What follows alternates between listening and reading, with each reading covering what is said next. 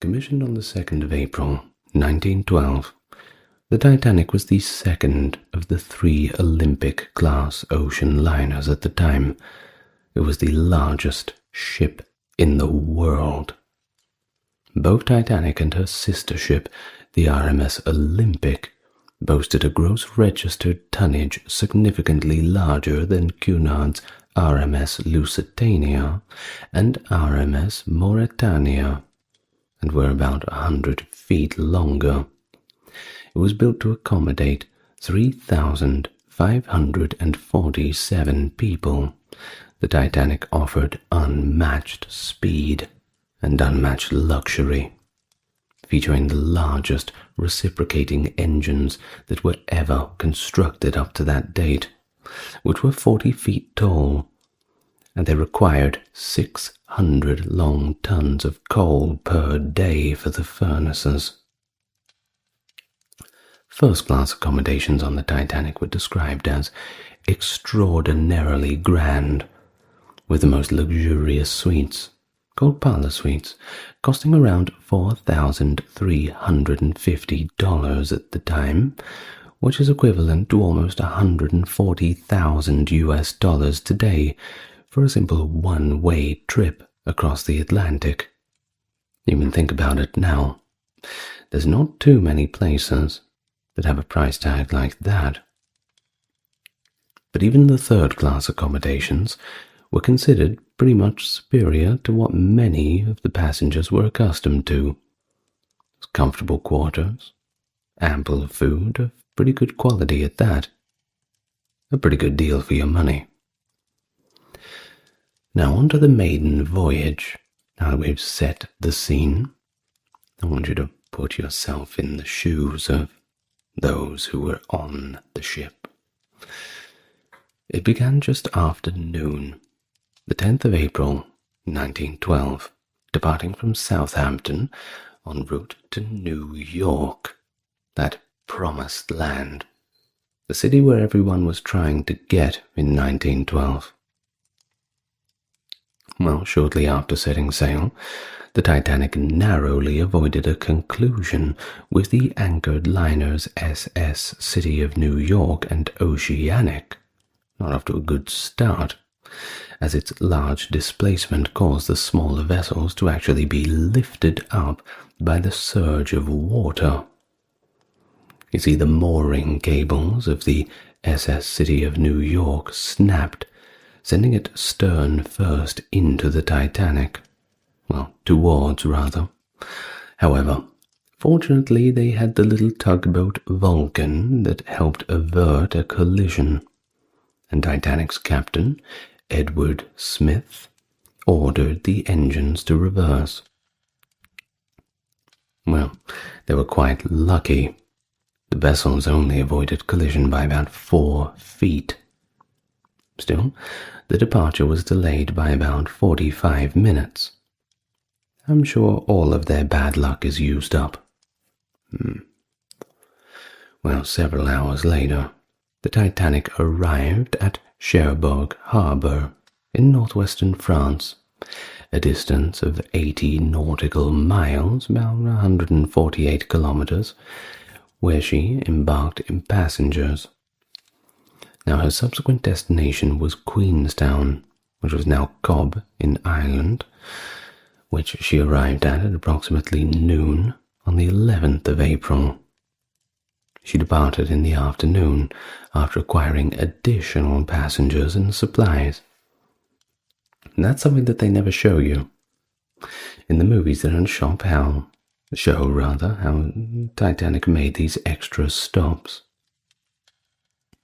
Well, at the time of the Titanic's westward departure across the Atlantic, she had carried 892 crew members and 1,320 passengers, which was about half of her full passenger capacity of 2,435. Now, why was this? Well, it wasn't due to anything about the popularity of the Titanic, nothing to do with that. It was mainly due to it was essentially off-season. There was also these disruptions in UK shipping in general that was caused by a coal miners' strike. And no coal, no ships. Well, Titanic's passengers reflected this broad spectrum of Edwardian society, from the wealthy, such as John Jacob Astor, who was the wealthiest man on the ship. In fact, he had this great mansion in New York. I think it's a synagogue now. They destroyed it and converted it into a synagogue, I believe. You may have to look up the Astor Mansion, but I do believe that's correct. But he was incredibly wealthy. Rockefeller sort of wealthy, you know. And also Benjamin Guggenheim.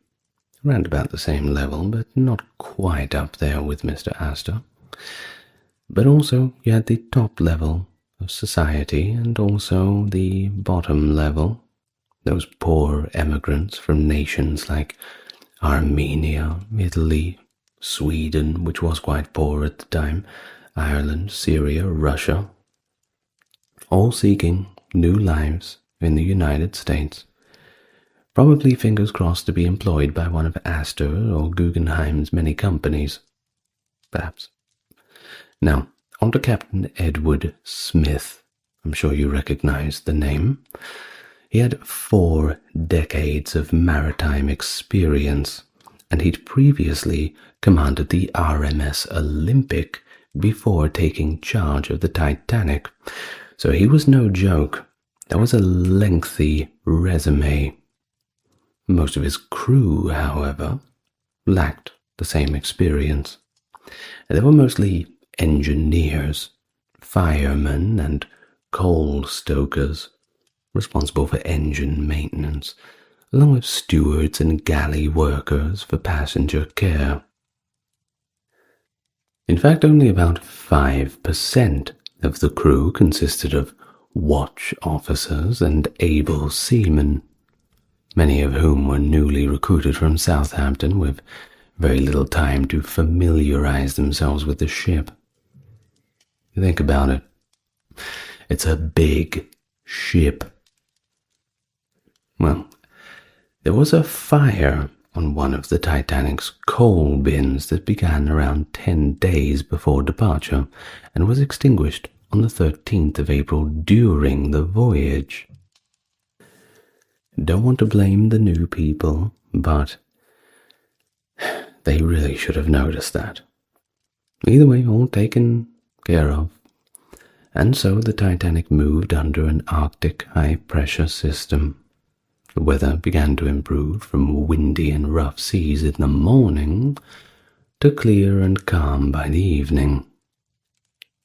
Now, 14th of April, Titanic's radio operators received 6 warnings from nearby ships about drifting ice, which the passengers had already begun to notice.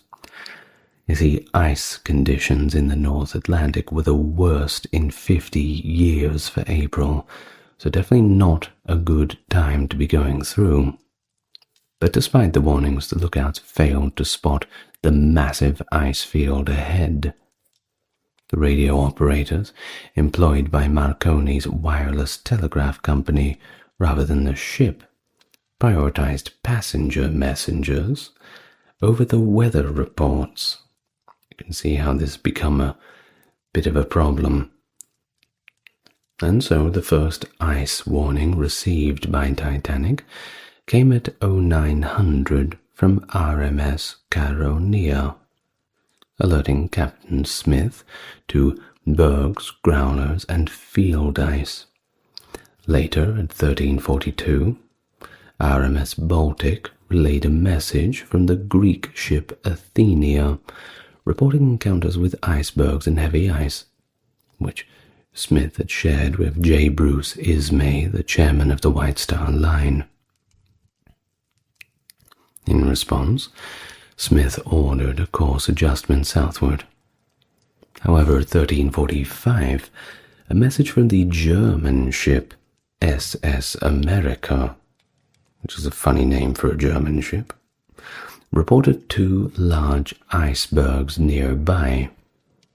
but they did not reach this message to Captain Smith or the bridge, possibly due to technical issues in the radio room.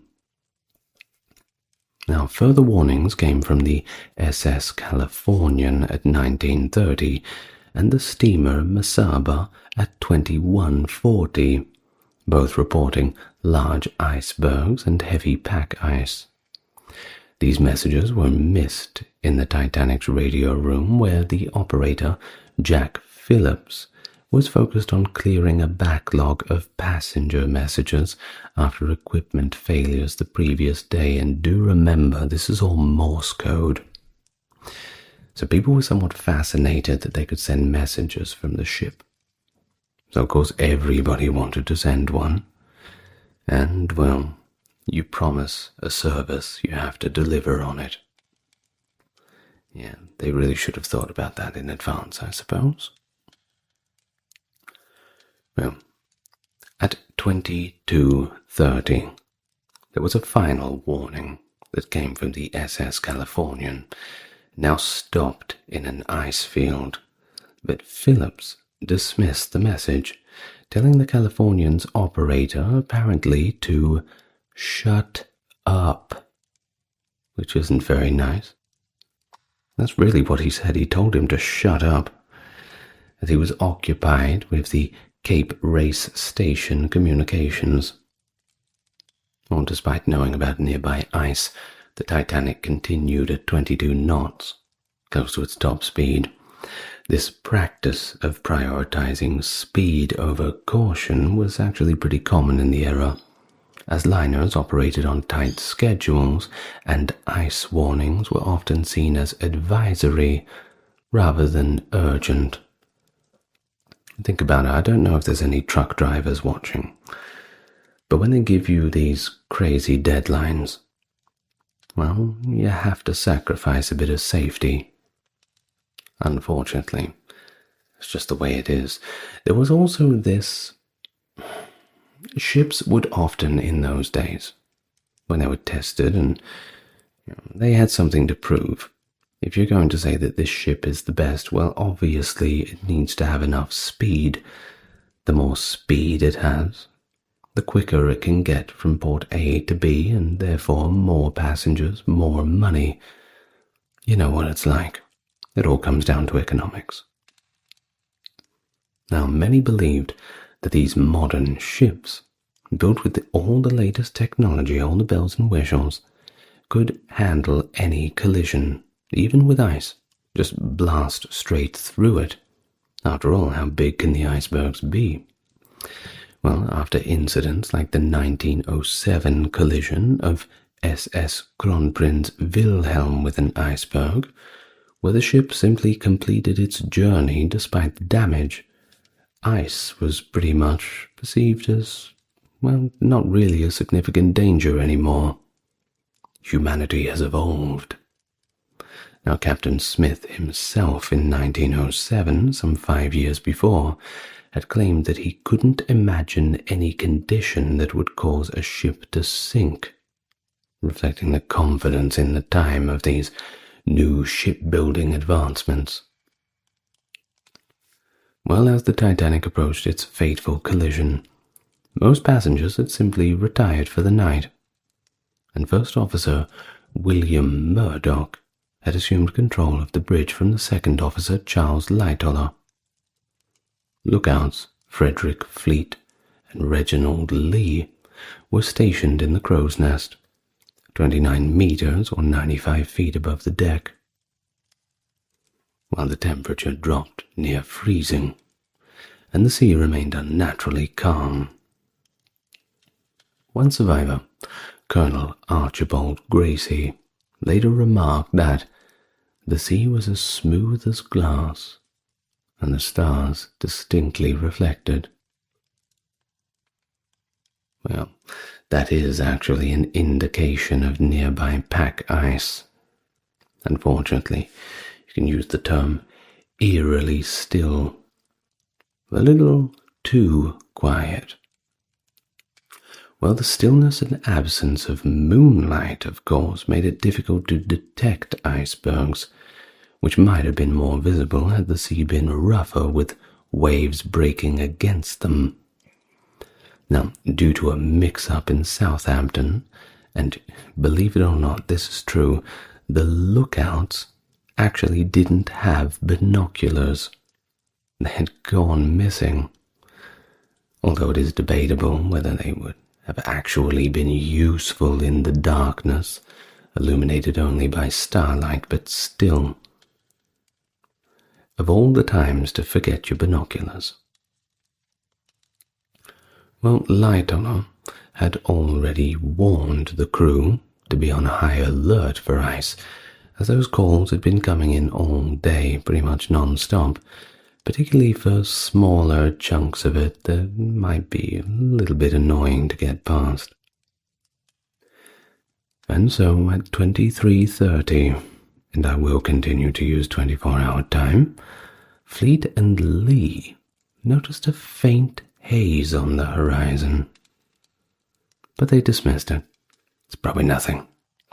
Some experts now believe that this haze was actually a mirage caused by the temperature difference between the cold water and the warmer air, creating an illusion that raised the horizon and obscured distant objects. Maybe. Either way, 9 minutes later, 23:39, Fleet spotted an iceberg directly in Titanic's path and sounded the lookout bell 3 times. He called the bridge and informed 6th Officer James Moody, who then relayed the message to Murdoch.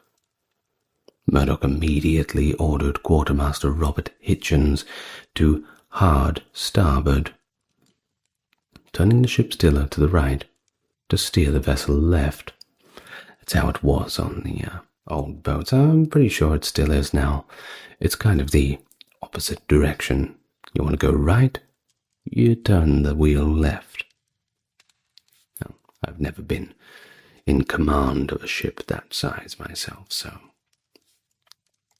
Well, he also signaled the full astern on the telegraphs to slow the engines. Now, 4th Officer Joseph Boxhall later reported that Murdoch explained to Captain Smith that he was trying a hard aport maneuver to avoid the iceberg, aiming to first swing the bow and then the stern away from the obstacle. However, there was a delay that occurred as steam-powered steering gear took up to 30 seconds to move the tiller, and reversing engines was, well, that was a pretty complex process. The central turbine, crucial to the ship's propulsion, could not reverse, leaving the rudder less effective and hampering Titanic's ability to steer quickly.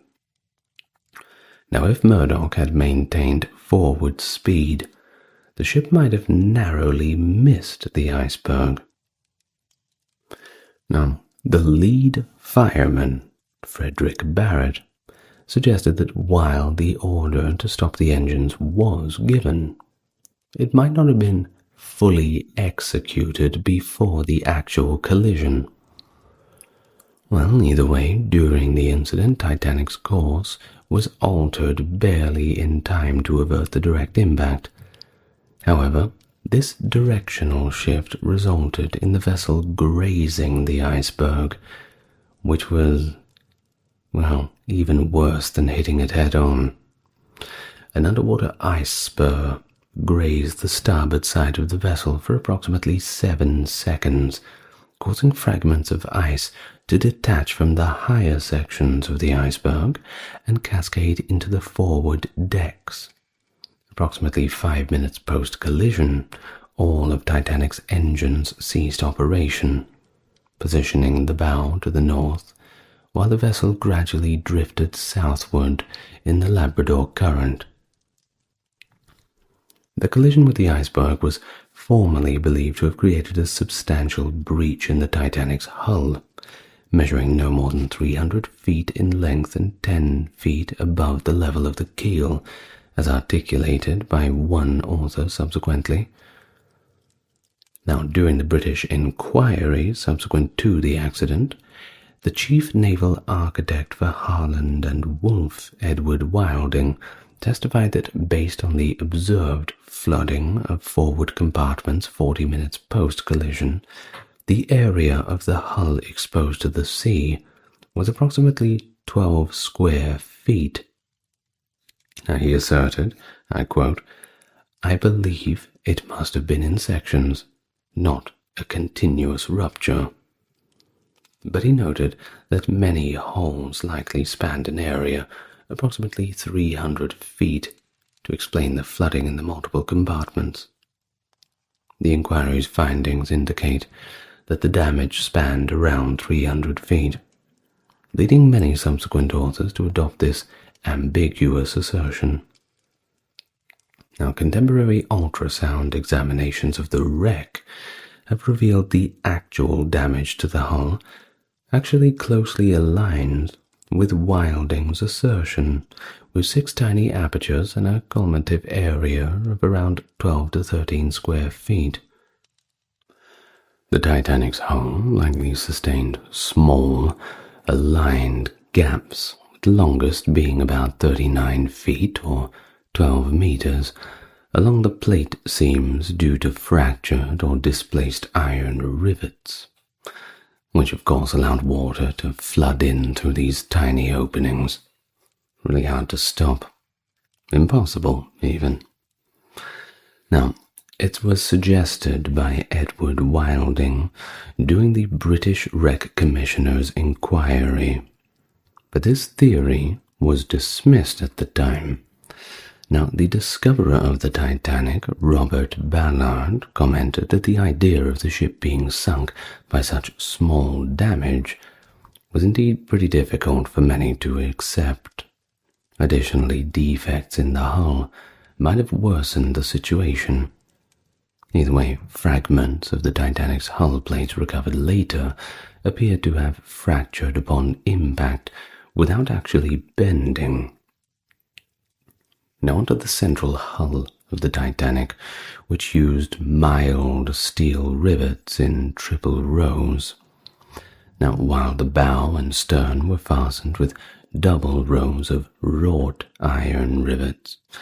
Now, these rivets, particularly the best, or in the grading of rivets, number 3, had a higher slag content, making them more brittle and vulnerable to breaking, especially in cold conditions. Well, conditions couldn't really get much colder than the North Atlantic unless you're going to sail right through Antarctica itself, or the North Pole, rather.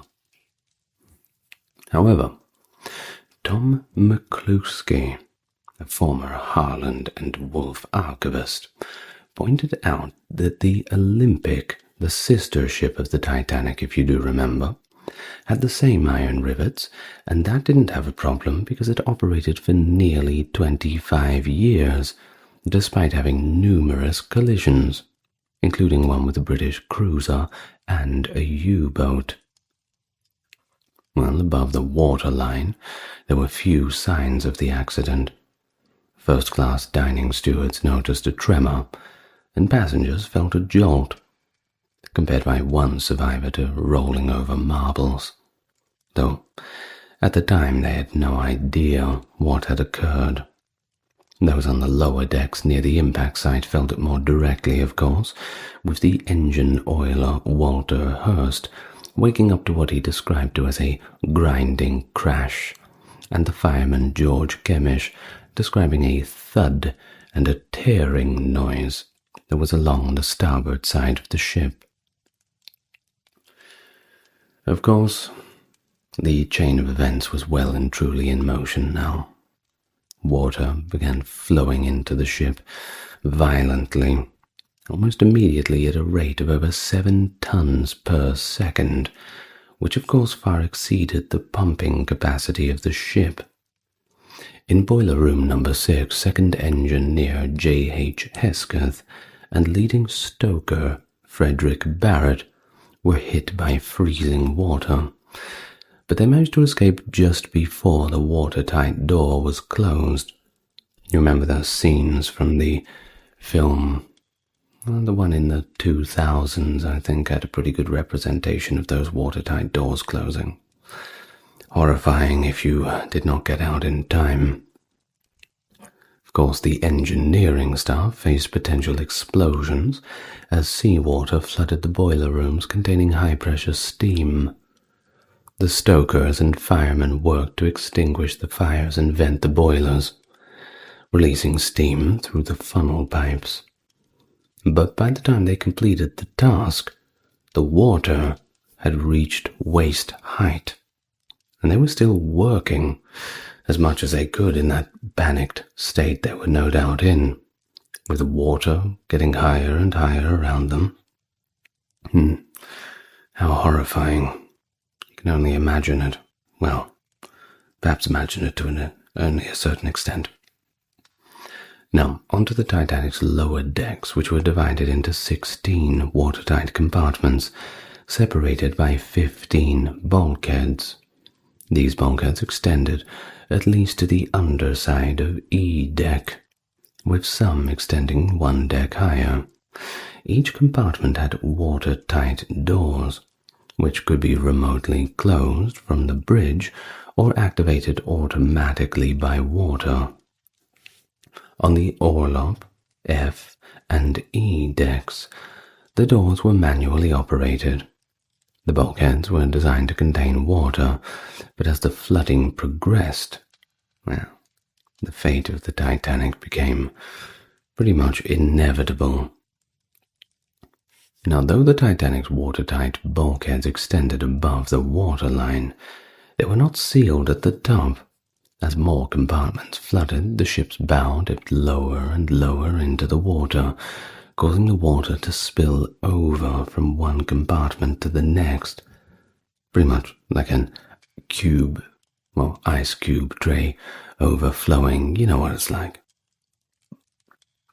Now, damage occurred to the ship's forepeak tank, 3 forward holds, boiler room number 6, and part of boiler room number 5, in total affecting 6 of the compartments. The Titanic was, however, designed to stay afloat if any 2 compartments were completely flooded. And worse comes to worst, as worse as they could have imagined, even managed with certain combinations of 3 or 4 compartments flooded, as long as it was evenly spaced out. However, unfortunately, it was more than 3 or 4 compartments. It was 5 compartments that were breached.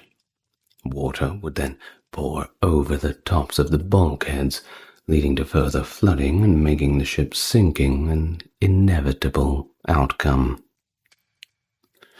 And so Captain Smith, he felt the collision and immediately went to the bridge, no doubt knowing what had happened. Well, after learning of the situation and confirming it for himself, he called for Thomas Andrews, the Titanic's builder, who was actually on board for her maiden voyage on his way to New York. They quickly discovered that the forward cargo holds, mailroom, squash court, and yes, they did have a squash court, and the boiler room, number 6, were flooded, with water rapidly spilling into boiler room 5. Of course, the first question was, well, why don't we just pump it out? Well, unfortunately, as mentioned, the pumps were not sufficient to such a gargantuan task, and, well, with more water coming in, the situation just got worse and worse. Within 45 minutes, at least 13,000 tons of water had entered the Titanic, far exceeding the pumping capacity, which could only manage about 1,700 tons per hour. Andrews informed Captain Smith that with the first 5 compartments flooded, the ship was effectively doomed and had only about 2 hours left before sinking. And during the course of the sinking, was around 35,000 tons of water that had flooded into the ship, almost doubling its displacement from 48,000 tons to 83,000 tons. It didn't help that the flooding was uneven, leading to an initial list to starboard as water filled over the starboard side's lower corridors. Now, the Titanic's descent angle started at 0, but reached about 4.5 degrees within the first hour of the collision. This slowdown in the sinking rate during the second hour gave passengers a kind of false hope that the ship would stay afloat longer. I mean, no one was really keen to get into the lifeboats, and do remember, everybody was told that this was the Unsinkable ship. Most people thought it was just a drill. Some, maybe even a joke. Well, it was far beyond that at this point. Now, by 1:30, the bow's descent had begun to accelerate, and the Titanic's angle in the water increased to about 10 degrees. About 2:15, the sinking began to quicken drastically, with water rapidly flooding the ship's remaining sections through deck hatches, and the Titanic disappeared beneath the waves by about 2:20. So, from 12 o'clock onwards, let's get the details of how the timeline had progressed. Now, we started about 12:05 on April 15th. Captain Smith ordered the lifeboats uncovered and passengers assembled on the deck. By this time, many had noticed the ship's engines had stopped and were waking up. Something was not right. Smith instructed the radio operators to send distress signals, though the ship's location was misreported by about 13 nautical miles. Water was rapidly flooding into the lower compartments, and in a desperate attempt, the mailroom staff tried to save 400,000 pieces of mail on board. Stewards, lacking a public address system, had to personally wake passengers and crew, bashing on the doors, telling them to head to the boat deck immediately and without their belongings. First-class stewards assisted passengers in dressing and escorted them to safety, while those in the second and third class were pretty much left to manage on their own. Now, it didn't help either that most of the people didn't know where to go on the ship. They hadn't quite had time to familiarize themselves with the layout, so those in the second and third class were pretty confused, especially in the middle of the night. You just get woken up, everyone's panicked, something feels wrong. Well, definitely not the time to be thinking straight about where to go and save your life. It's difficult. Now, many passengers were actually skeptical of the situation, and they simply chose to remain inside, comfortable in the warmth of the ship rather than go outside and face the sub-zero temperatures. North Atlantic weather, not the best for a night walk. Few of the passengers were actually aware that the ship was really sinking, though some noticed that it was listing. Now, around 10 minutes later, 12:15, passengers were instructed to wear life belts, though many just treated it as simply a joke. Some passengers even played impromptu games on the deck with ice from the collision, kicking it around like soccer balls, Now, on the boat deck, communication was hindered by the deafening roar of steam escaping from the boilers. The noise was described as a constant, overwhelming blast, likened to the sound of many locomotives releasing steam, forcing the crew members to rely solely on hand signals. Now, what about the lifeboats? Well, all in all, the Titanic had 20 of them. And yes, it's not really enough. 16 wooden boats and 4 collapsible ones. How many was that capable of holding? Well, unfortunately, just over half the number aboard and 1/3 of the ship's capacity. All in all, 1,178 people. The lack of lifeboats wasn't due to space or cost constraints, by the way. The ship could have accommodated 68 lifeboats, but the additional cost for 32 more of them would have been about $500,000 in today's money, which was, of course, a fraction of the $7.5 million that was spent on the vessel's construction. You'd think that they would have just spent the extra money. Well, the White Star Line certainly took a reputation hit after that one.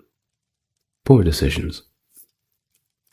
During an emergency, lifeboats were designed to facilitate the transfer of passengers from the troubled ship to a nearby vessel. Consequently, it was typical for lines to possess significantly fewer lifeboats than required to accommodate all passengers and staff. Now you see, among the 39 British liners among 10,000 long tons, 33 of them actually lacked sufficient lifeboat capacity for everyone on board. The general idea was, if the ship was sinking, it would take so long for a ship like that to go down that, well, if the unlikely event of it happening were to occur, another ship would simply hear the mayday, respond to the Morse code calls for help, or the flares fired up, eventually get there, and you would take a few trips back and forth, transporting all the passengers, and everyone would be completely safe. Well, the White Star Line aimed for the ship to feature a broad promenade deck with unobstructed sea views as well, which, well, if they were going to pepper that with continuous lines of lifeboats, that would ruin the view.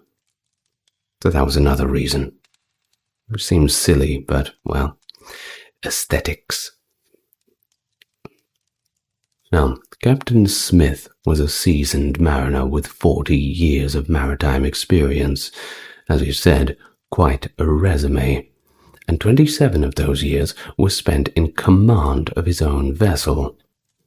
This was the inaugural crisis of his career, the first and the last, and he would have recognized that even if all the lifeboats were at full capacity, over 1,000 individuals would remain on board if the vessel descended, with minimal or no prospects of survival. Multiple sources subsequently asserted that upon realizing the magnitude of the impending disaster, Captain Smith was incapacitated by indecision, experienced a mental breakdown or nervous collapse, and entered a trance-like state, rendering him completely useless and inactive in efforts to reduce the loss of life. According to survivors, Smith assumed control and showed composure during the situation. Not sure who to believe. Maybe he got a second wind. Maybe originally he was a bit unsure of what to do and came to his senses. We all have weak moments at work, don't we? Now, following this incident, Smith promptly initiated an inquiry into the nature and extent of the damage, personally conducting 2 inspections below deck to assess the situation and prepare the wireless operators for the potential need to request assistance. He exercised prudence by instructing his crew to commence preparations for the lifeboats and equip the passengers with their life belts prior to being informed by Andrews that the ship was sinking. Smith was seen throughout the decks, directly supervising and assisting with the loading of lifeboats, engaging with passengers and attempting to convey a sense of urgency to adhere to evacuation directives while trying to mitigate panic. The two don't really go together. Don't panic. We're all about to sink into the freezing water. Slowly line up now, please. At approximately 12:25, Fourth Officer Boxhall was informed by Captain Smith that the ship would indeed submerge. However, the quartermaster, George Rowe, was so completely oblivious to the crisis that after the evacuation commenced, he called the bridge from his watch station to inquire about the lifeboat he had just observed passing by. No one really told him what was going on. Well, the crew was ill-equipped for the situation due to insufficient lifeboat training. Only a single lifeboat drill was executed, while the vessel was moored at Southampton. The endeavor was pretty superficial, involving the deployment of 2 boats, each crewed by 1 officer, and 4 men who briefly rowed around the pier for a little while before returning to the ship. Not really very practical. The lifeboats were intended to be equipped with emergency provisions. However, Titanic's passengers subsequently discovered that they had only been partially packed, despite the endeavors of the ship's chief baker, Charles Juggin, and his team. No lifeboat, or fire drills, or really any attention was paid to safety.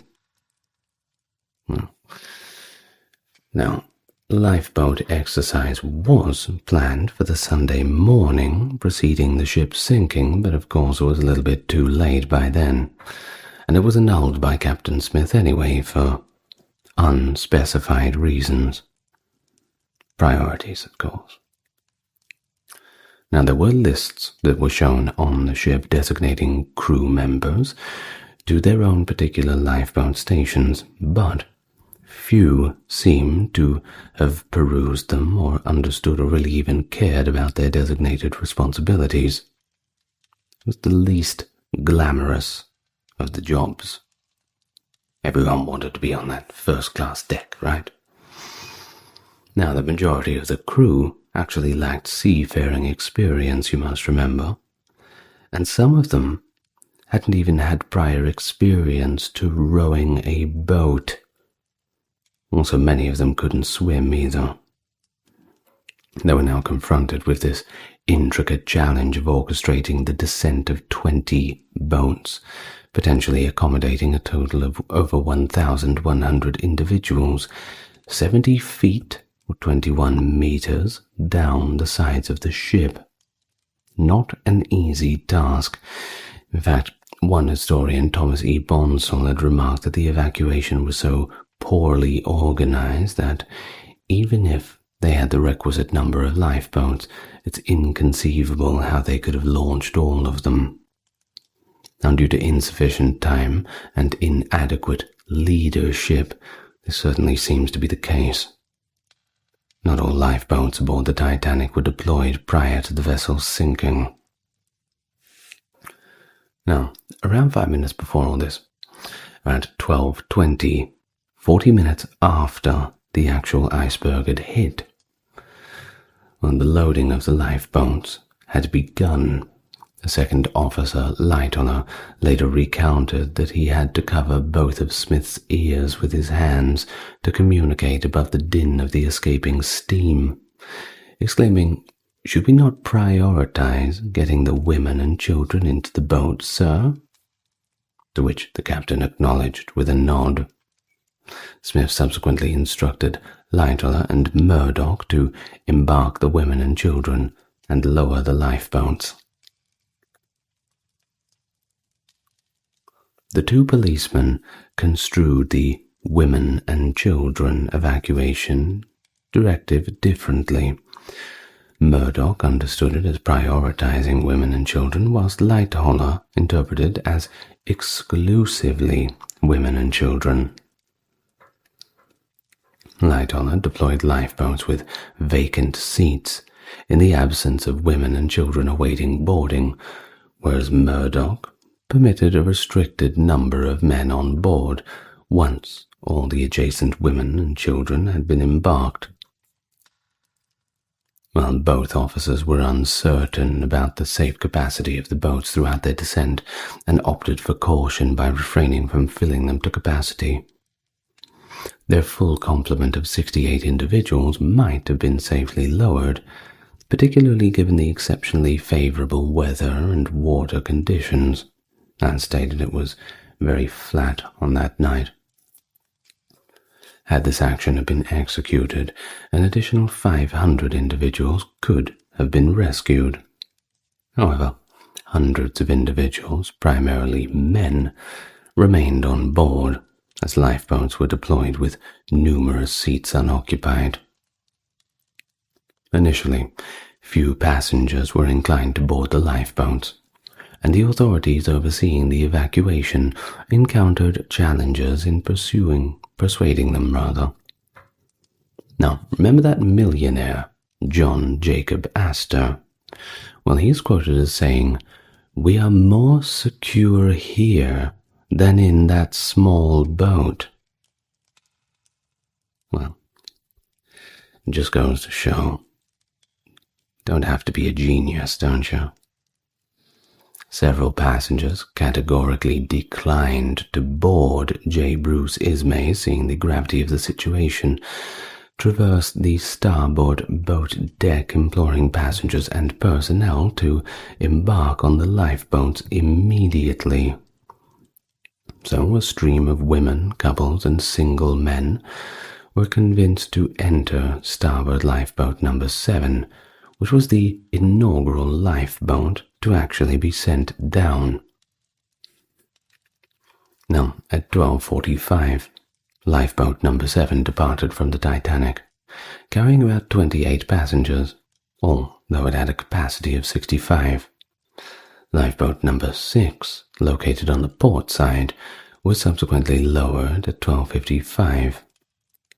Now, there were 28 individuals on board, including the famous Unsinkable Margaret or Molly Brown. Sure you've heard the name before. Lightoller recognized that only one seaman was present on board, being Quartermaster Robert Hitchens, and solicited for volunteers. Major Arthur Godfrey Pouchan of the Royal Canadian Yacht Club advanced and descended a rope into the lifeboat. He was the sole adult male passenger permitted by Lightoller to embark during the portside evacuation. Now, if you have seen the movie A Night to Remember, which was, I think it was in the 70s, perhaps the 60s, a movie about the sinking of the Titanic, which I believe is better than the version with DiCaprio and Rose Winslet, they do a very good job of this scene in particular. In fact, it's the most accurate film you can see. You owe it to yourself, even just for these little bits that they have throughout the movie, just adding to the authenticity. Well, either way, go watch a damn movie. Anyway, Pouchan's action just shows this significant issue during the evacuation, that there was pretty much a scarcity of seafarers to operate the boats. The staff should have been trained. Well, some individuals were dispatched below to open the gangway doors for the evacuation of further passengers, but they did not return, which is a bit ominous. They were likely ensnared and submerged by the ascending water beneath the decks. Well, at the same time, additional crew members struggled to sustain essential services while water essentially flooded through the ship's lower decks. Engineers and firefighters endeavored to release steam from the boilers to avert explosions upon contact with cold water. Just another problem added to the mix. Now, they reopened watertight doors to instill additional portable pumps in the forward compartments in a futile attempt to mitigate the flooding, while keeping the electrical generators operational to provide lighting and power throughout the vessel. Now, there was one steward, Frederick Dent Ray, who narrowly escaped being engulfed when a wooden partition between his rooms and the third-class accommodations on E-deck collapsed, submerging him up to the waist in water. At approximately 1:20, survivor trimmer George Cavell reported that the water commenced flowing into the boiler room number 4 from the metal floor plates below, potentially suggesting that the ship's bottom had been breached by the iceberg. The influx of water rapidly beyond the capacity of the pumps necessitated the evacuation of the boiler room by the firefighters and trimmers, staying there till the last moment. Now, that's just the job, isn't it?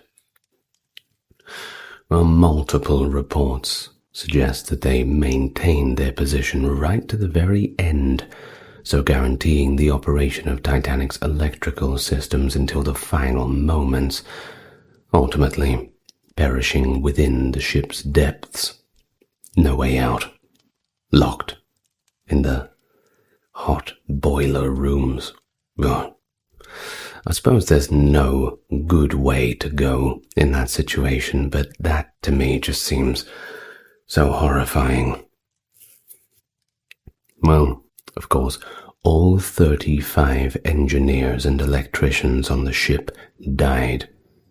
None of the 5 postal workers were observed after they were last spotted attempting to salvage the mail bags they had retrieved from the flooded mail room. They must have been ensnared by the ascending water on D-deck. Well, a significant number of third-class passengers encountered the spectacle of water inundating their cabins on decks E, F, and G. Now we have a quote from one of them, Carl Jansen, who, along with a limited cohort of the third-class survivors, subsequently recounted. And this is from his testimony. Then I ran down to my cabin to bring my other clothes, watch and bag, but I only had time to take the watch and coat when the water with enormous force came into the cabin, and I had to rush up on the deck again, where I found my friends standing with lifeboats on and with terror painted on their faces. What should I do now? With no lifebelt, no shoes, and no cap. Well, the lifeboats were deployed every few minutes on both sides. However, the majority was significantly under-occupied. Number 5 departed with 41 passengers. Number 3 had 32. Number 8 with 39. Number 1 with only 12 out of a capacity of 40. Disgraceful, isn't it? And the evacuation proceeded ineffectively, resulting in accidents and injuries among the passengers. A woman fell between lifeboat number 10 and the ship's side, but an individual grasped her ankle and pulled her back onto the promenade deck, where she successfully boarded on her second attempt. The first-class passenger, Annie Stengel, had multiple rib fractures when a German-American physician and his child sprang into number 5, crushing her and rendering her unconscious. Of course, the general descent of the lifeboats themselves was equally perilous. Number 6 was almost flooded during its descent into the water emanating from the ship's sides, but it successfully distanced itself from the vessel. Now, number 3 narrowly avoided catastrophe when one of the davits became lodged, endangering the passengers by risking their ejection from the lifeboat into the ocean. By 1:20, the gravity of the situation became evident to the passengers on the upper decks, who commenced bidding farewell. with husbands accompanying their wives and children to the lifeboats. Distress flares were discharged at regular intervals to capture the attention of any vessels that were nearby, while the radio operators, they were still incessantly transmitting the distress signals to anybody who could listen. Now, radio operator Harold Bride advised his colleague Jack Phillips to utilize the SOS signal, as it may be the final opportunity to transmit it. Contrary to Bride's belief, SOS was not a novel signal, as it had been utilized numerous times previously. The two radio operators communicated with other vessels to request aid. Multiple vessels answered, with RMS Carpathia being the nearest at a distance of about 58 miles. Well, the problem is that Carpathia was significantly slower than the Titanic. And even if she was operating at maximum speed, which was about 17 knots, it'd take 4 hours for her to get to the ship. You could see how this is a problem. But it wasn't the only vessel. There was another to respond, the SS Mount Temple, which charted a course toward the Titanic, but was unfortunately impeded by pack ice on the way there. Well, the SS Californian was significantly closer, having alerted the Titanic to the presence of ice a few hours earlier. Concerned about his vessel becoming ensnared in a vast expanse of drift ice, Captain Stanley Lord of the Californian resolved about 2,200 hours to cease navigation for the night and await the daybreak to navigate through the ice field. At 23:30, 10 minutes prior to the collision with the iceberg, the Californian's only radio operator, Cyril Evans, deactivated his equipment and just went to bed. Who knows what it would have turned out like if they'd have kept it on. Well, on the bridge, the third officer, Charles Groves, observed a huge vessel to starboard around 10 to 12 miles distant. It executed an abrupt maneuver to port and came to a halt. Had the radio operator of the Californian remained at his station for just an additional 15 minutes, numerous lives could have perhaps been saved. Well, shortly thereafter, Second Officer Herbert Stone observed 5 white rockets detonating over the stationary vessel. Now, he had stated to a colleague that a ship would not launch rockets at sea without justification, but this was ignored. At this stage, it became clear to those on board the Titanic that the ship was indeed going down, and there were not enough lifeboats for everyone. Some still held on to hope, such as Eloise Hughes Smith, who had reportedly pleaded for her husband Lucian to accompany her in the lifeboat. Of course, this is not allowed, and when Captain Smith ignored the request, Lucian told her, "I'll make sure that you get into the boat." Well, despite the reassurance, he perished. Tilly Tosig was forcibly separated from her husband, Emile, and placed into Lifeboat 8 with her daughter, while Selene Jasbeck tried to return to her husband as their boat was lowered.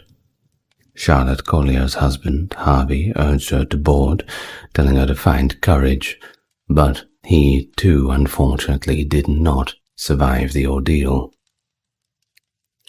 Some couples chose to remain together, such as Ida and Isidor Strauss, co-owners of Macy's, who decided to sit in deck chairs and face their fate together. Once again, this is very accurately represented by the film A Night to Remember. That is the only homework I will give you. Also, the industrialist Benjamin Guggenheim changed into formal attire, stating that he wanted to die like a gentleman. Most of the people who made it onto the lifeboats were, of course, from first and second class. There were very few third-class passengers that managed to escape, with many trapped in a maze of passageways or behind gates that separated them from the upper-class accommodations, a regulation intended to control immigration and disease transmission. Think about it. Spanish flu, that sort of stuff. Well, there were a few years before Spanish flu, but tuberculosis, typhoid, this sort of thing. Those sorts of worries of that time. Now, the third-class cabins were also the furthest away from the lifeboats, which made their escape difficult, especially for passengers who didn't speak English very well. Many survivors credited their lives to Steward John Edward Hart, who made several trips below deck to guide passengers to safety. Others found their way to the deck through open gates or emergency ladders. Some of them, possibly overwhelmed by the situation, one can hardly blame them, made pretty much no effort to flee and simply remained in their cabins or gathered in prayer in the third-class dining area. Chief Fireman Charles Hendrickson observed throngs of third-class passengers in the lower decks, accompanied by their belongings seemingly awaiting direction.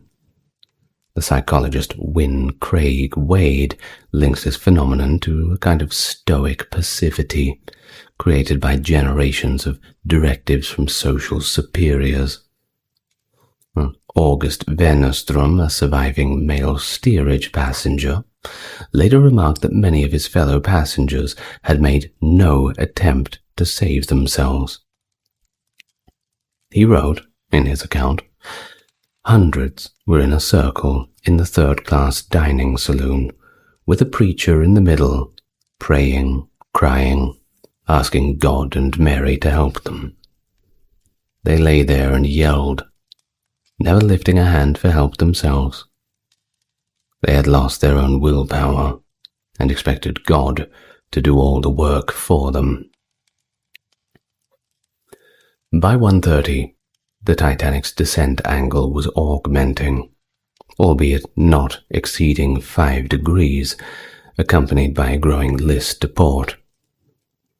The worsening circumstances were evident in the communications dispatched from the vessel, i.e., "We are evacuating the women in the boats," at 1:25. "Engine room is flooding," at 1:35. And at 1:45, "Engine room is flooded to the boilers." This was Titanic's final coherent signal, transmitted as the vessel's electrical system commenced to function. Ensuing communications were garbled and incomprehensible. The two radio operators persisted in transmitting distress signals till the conclusion, as long as they could. The remaining boats were packed to near capacity with growing urgency. Number 11 exceeded its rated capacity by 5 individuals. As it descended, it was nearly inundated by water being expelled from the actual vessel itself. Number 13 nearly evaded the same issue. However, those on board were unable to detach the ropes from which the boat had been lowered. It floated backwards, exactly beneath number 15 as it was being lowered. The cables were severed promptly, allowing both vessels to depart unharmed, but certainly a close call. The initial indications of panic emerged when a contingent of male passengers endeavored to hastily board portside lifeboat number 14 as it was being lowered with 40 individuals on board. Fifth Officer Lowe, responsible for the boat, discharged 3 warning shots into the air to manage the gathering without inflicting harm. I'm sure that certainly stopped the panic. Nothing calms people down more like shooting a gun into the air a few times. Well, number 16 was reduced 5 minutes subsequently. Among the passengers was stewardess Violet Jessup, who also survived the sinking of Titanic's sister ship Britannic 4 years later during World War I.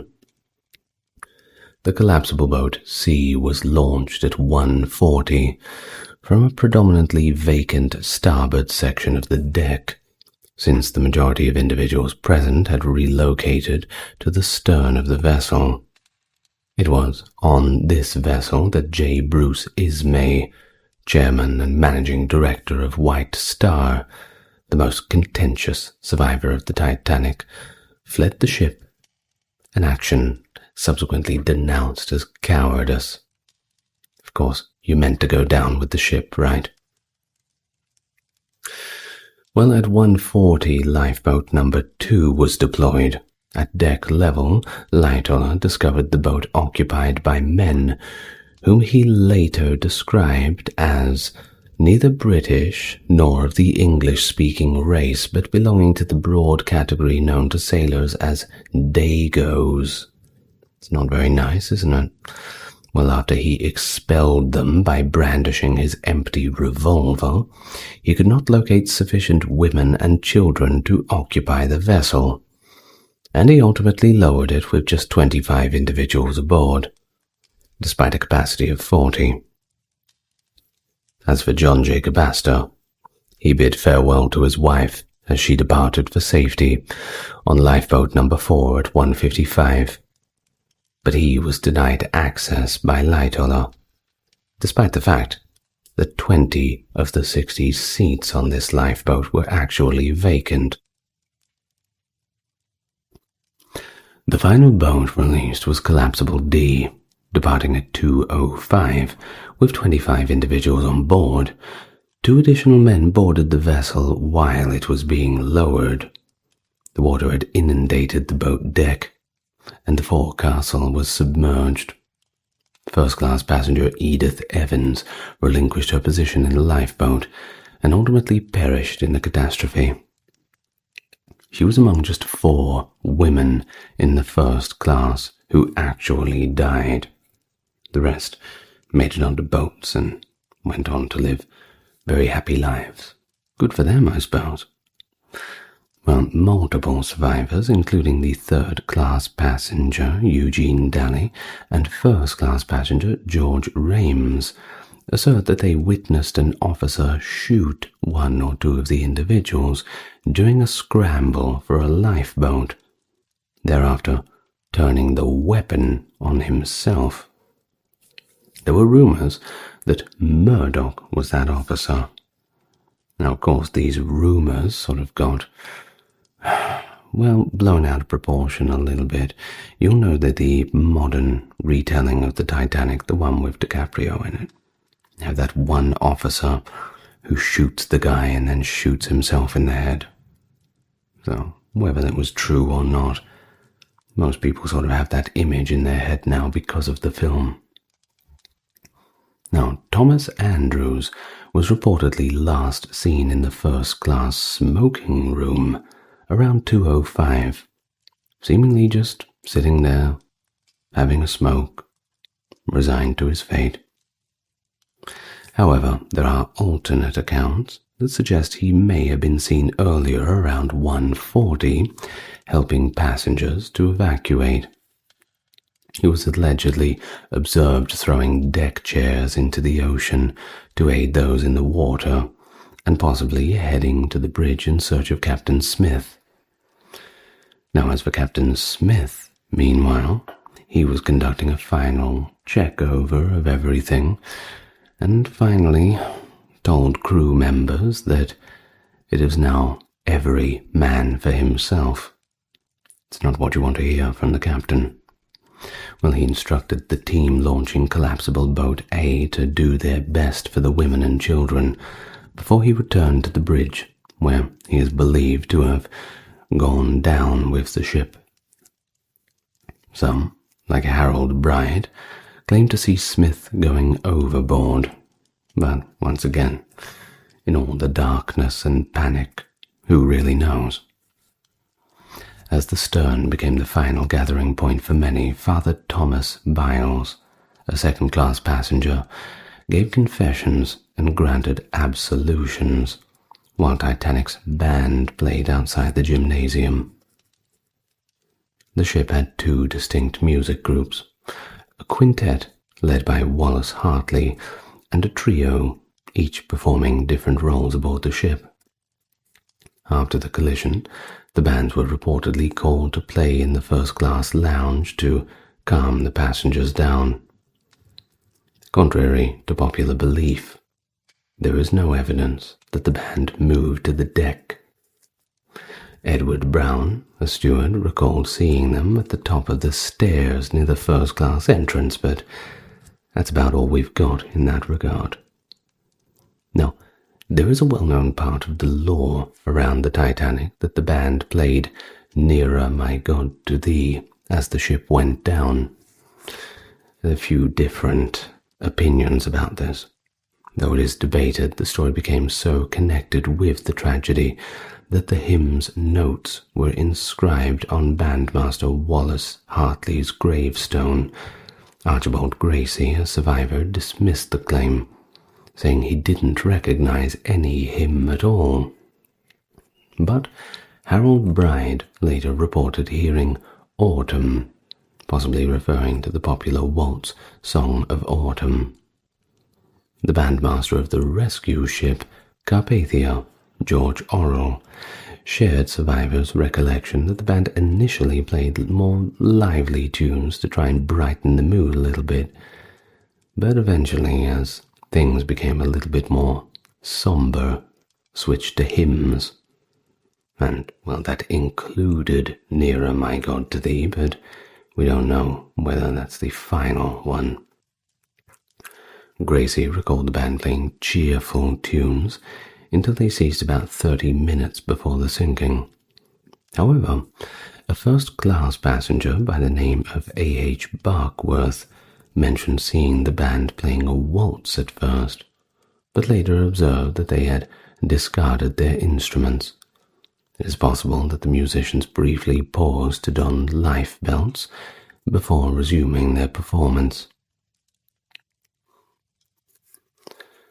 Well, around 2:15, the Titanic's angle in the water began to escalate swiftly as water inundated previously unflooded sections. The abrupt elevation of her angle resulted in what one survivor described as a giant wave sweeping over the ship from the bow of the boat deck, submerging numerous individuals. The individuals attempting to deploy collapsible lifeboats A and B, including 6th Officer Moody and Gracie, were carried away along with the two vessels. Boat B capsized, with Bride trapped beneath it, while Boat A became partially inundated and had its canvas unextended. Bride and Gracie survived on Boat B, while poor old Moody did not. Lightoller, having endeavored to deploy collapsible B, recognized the futility of proceeding aft and subsequently leaped overboard from the roof of the officers' quarters. He was drawn into the ventilation shaft, but was expelled by a powerful surge of hot air emerging beside the overturned lifeboat.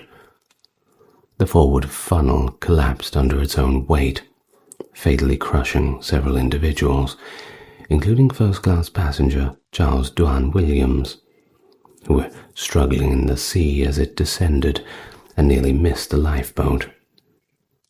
It narrowly missed Lightoller and generated a wave that propelled the boat 50 yards away from the sinking vessel. Those aboard the Titanic noticed that her structure was trembling as it endured significant strains. Now, according to first-class traveler Jack Thayer, occasionally there had been a muffled thud or deadened explosion within the ship. Now, without warning, she seemed to start forward, moving forward and into the water at an angle of about 15 degrees, This movement with the water rushing up towards us was accompanied by a rumbling roar mixed with more muffled explosions. It was like standing under a steel railway bridge, while an express train passes overhead, mingled with the noise of pressed steel factory and wholesale breakage of china. Eyewitnesses observed the stern of the Titanic elevating significantly as the vessel descended into the ocean. It was reported to have attained an angle of 30 to 45 degrees, revolving seemingly around a center of gravity just aft of midships, as articulated by Lawrence Beasley subsequently. Numerous survivors recounted a significant noise, which some ascribed to the explosion of the boilers. Beasley characterized it as a combination of a groan, a rattle, and a smash. It was not an abrupt roar like an explosion, but rather persisted for several seconds, possibly 15 to 20. He ascribed it to the engines and machinery detaching from their bolts and bearings and descending through the compartments, obliterating everything in their path. Now, just one thing about the angle of the ship. Now, do remember, it was a moonless night. Sounds like I'm starting a short fiction. Well, but it was a moonless night. Visibility is not the best. So you have pretty much zero visibility because at this time the lights had gone out. And the people who were in the lifeboats observing it, well, it took a while for them to figure out if it was actually the case that the ship had went up on that angle. They simply just could not observe something and confirm it. Well, it is believed now that it did, from the multitude of people who did say that they saw it, but some said that they didn't. So there's that. Well, after an additional minute, the ship's lights actually flickered once, and then went out completely, which enveloped the Titanic in pure darkness. Jack Thayer remembered observing the clusters of the 1,500 individuals remaining on board, clinging together like swarming bees, only to descend in masses, pairs or individually, as the stern of the ship, measuring 250 feet, ascended into the sky. As the Titanic neared its final moments, the ship experienced immense opposing forces. The weight of the flooded bow pulled it downward, while the air in the stern buoyed it upward. These forces concentrated at a structurally weak area near the engine room hatch, ultimately leading to the ship's snapping and breakup. After all the lights went out, the Titanic split apart. The bow remained briefly attached to the stern by the keel, causing the stern to rise before the two sections fully separated. The bow then submerged quickly, while the stern floated momentarily before sinking completely around 2:20, approximately 2 hours and 40 minutes after the collision with the iceberg.